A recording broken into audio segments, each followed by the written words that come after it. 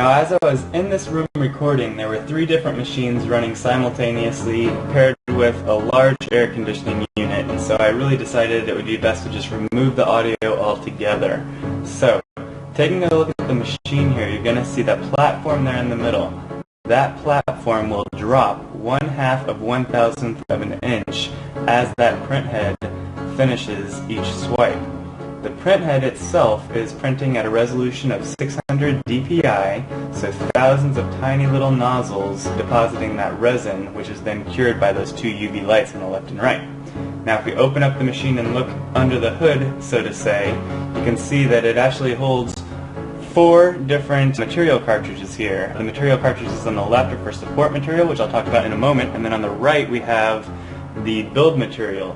Now the ability to mix and match materials on the fly is quite impressive, and you're going to see that fairly soon with our sample parts. But first let's look at understanding the support material.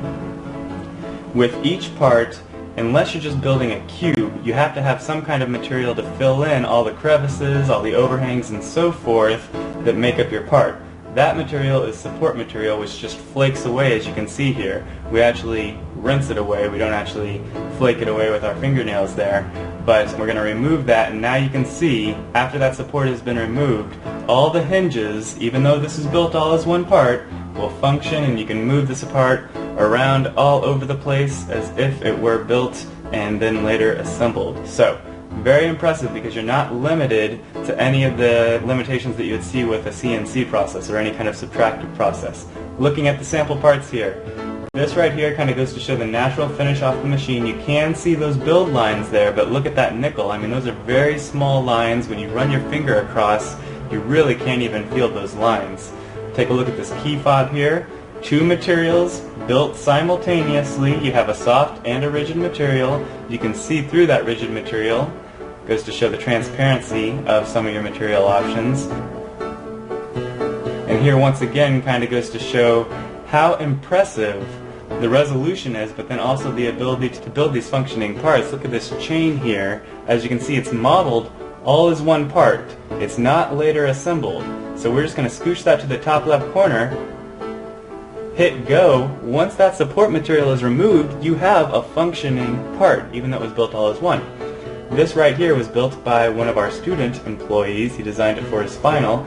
He's got his camera there inside the case. The case itself has that rubber overmolding, and then also he incorporated little rubber dots throughout the part to give it that cool texture, even though you really couldn't manufacture that in real life. Because again, just keep in mind, the rubber and the plastic is not molded together, even though we might say overmolding. It's not attached at some later date. The machine is literally using different materials on the fly, mixing them as it builds your parts, and simultaneously adding those features to your part. So here, for example, you see 2 different materials, translucent material, and then within that skeleton. This shot right here just goes to show the finishing that you can do.